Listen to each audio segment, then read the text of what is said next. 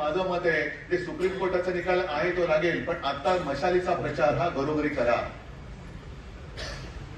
कारण अनेक ठिकाणी ग्रामीण भागामध्ये या चोर कंपनीने आपल्या शिवसेना प्रमुखांचा फोटो लावला आणि बाळासाहेबांचं धनुष्यबाण.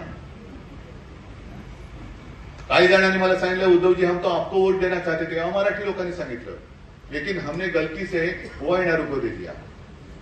हे थोडं आहे, गोंधळाची परिस्थिती आहे.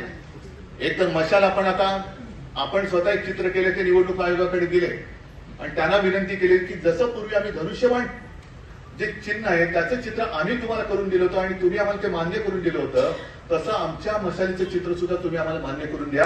आणि मशालीशी साधर्म्य असणारे, मग चिमणी असेल आणखीन काही असेल, त्या निशाण्या तुम्ही मतपत्रिकेवरती ठेवू नका, ही विनंती आपण त्याने केलेली. बघू काय होईल, त्याचा पण निकाल 60-65 वर्षात लागेल. पण तोपर्यंत आपली मशाल जी आहे ती घरोघरी पोहोचलीच पाहिजे. कारण लोकांच्या मनात राग आहेच. अगदी मराठी असो, अमराठी असो, अगदी मुस्लिम लोक सुद्धा खूप मोठ्या प्रमाणात आपल्यासोबत आले, ख्रिश्चन्स आलेले आहेत, ख्रिश्चन पण आले, मुसलमान पण आलेले आहेत. आणि मी तर जाहीर सभेत, अगदी मला वाटतं चिता कॅम्पची सभा होती, बरोबर ना, त्या सभेमध्ये अभी मुझे क्या पता सामने सब बैठे, हिंदी में किया भाषण. अचानक मला, कारण समोर जी गर्दी होती, जिथपर्यंत नजर जात होती तिथपर्यंत सगळी गर्दीच गर्दी, घरं दारं सगळी, फुटपाथ तर भरलेच होते, सगळी गर्दी.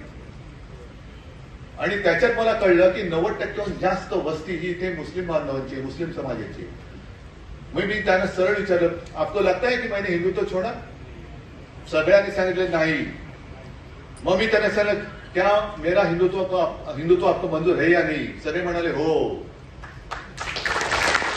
असं कारण आपलं हिंदुत्व हे वेगळं आहे आणि यांचं हिंदुत्व हे वेगळं आहे.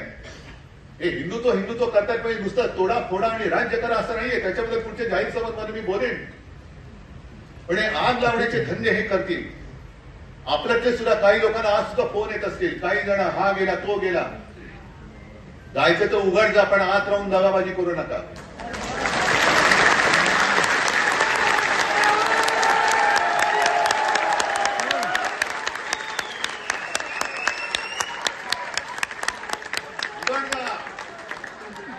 मी आणि माझा शिवसेना प्रमुखांनी जोडून दिलेले शिवसैनिक राहतील, त्यांना घेऊन मी लढाई जिंकून दाखवेन.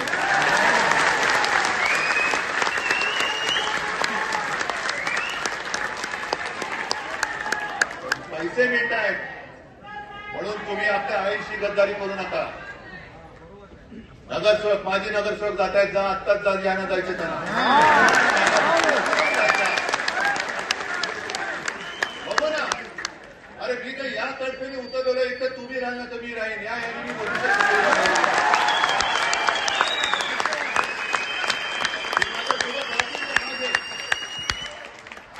समोर राहतील ते समोरचे माझे शत्रू. आणि हेच तर आपण असं म्हणतो, बघ गीतेमध्ये हेच तर सांगितलेलं आहे. गीतेचं सार दुसरं काय असू शकेल? ज्या वेळेला अर्जुनाने पाहिलं की अरे माझे सगळे स्वरे, माझे नातेवाईक माझ्या समोर आहेत, यातना होणं स्वाभाविक आहे, मलाही यातना होत नसतील.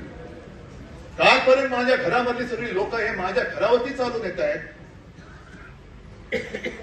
अगदी त्या अनिल देशमुखांनी सांगितले की कसं मला आणि आदित्यला तुरुंगात टाकण्यासाठी या फडणवीसाचे डाव होते. सगळं मी सहन करून जिद्दीने उभा राहिलेला आहे. तर तू तरी राहशील तर मी तरी राहील.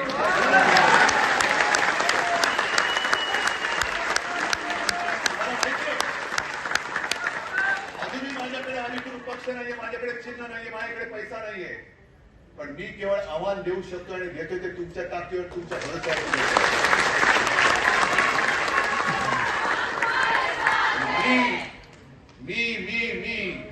मी म्हणजे मी नाही, मी म्हणजे तुम्ही आहात. दिल्लीच्या छातीमध्ये धडकी भरली आहे ती उद्धव ठाकरेची नाही, ती